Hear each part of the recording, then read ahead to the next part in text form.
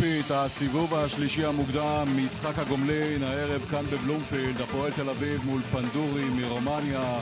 בשבוע שעבר, במשחק שנערך בקלוז', המשחק הזה הסתיים בתיקו אחד. הוא הארוך הזה של אריק, זה מסוכן, ניקו ארה ועמוס במקום. איזו הזדמנות של ניקו ארה. עמוס לא מגיע לכדור הזה, איזה מזל שהכניס אותו מחטיא. עוד הזדמנות גדולה לפנדורי. שכטר מקבל את הכדור הזה ועדיין שומר עליו. דגני מצטרף להתקפה. יש כדורות של מעל 10 מטרים. דמרי בקלות, הכדור הזה בפנים. הפועל תל אביב עולה ליתרון 1-0 מול פנדורי כאן בבלומפילד בדקה 21.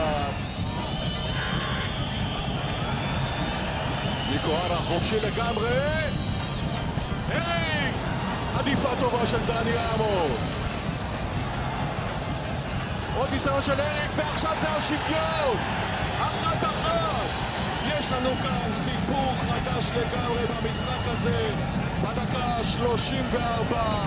אריק הברזילאי עם השוויון. ניקו ארה, מטולביצ'וס, תראו כמה שהוא פנוי. דני עמוס בהצלה גדולה, צ'וקו לרשת. 2-1 לזכות פנדורי.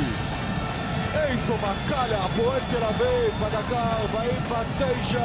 הרומנים עושים את המהפך עם המחליף צ'וקו ששולח את הכדור הזה פנימה.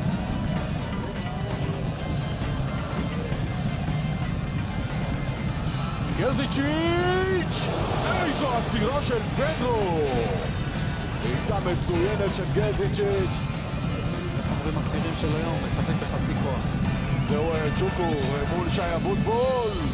כדור הזה לעמוד, מגיע לאריק. זה בחוץ. איזה פספוס של אריק. אם הוא היה שם את זה בפנים, הוא היה גומר את הסיפור.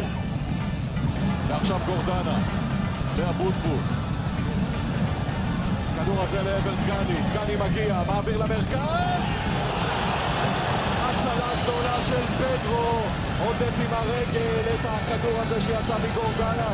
הפועל תל אביב הגיע בהחלט פייבוריטית הערב אחרי התיקו 1 בשבוע שעבר בקלוז', אבל הרומנים הם שחוגגים כאן בסיום בבלומפילד את העלייה לשלב הפלייאוף של הליגה האירופית.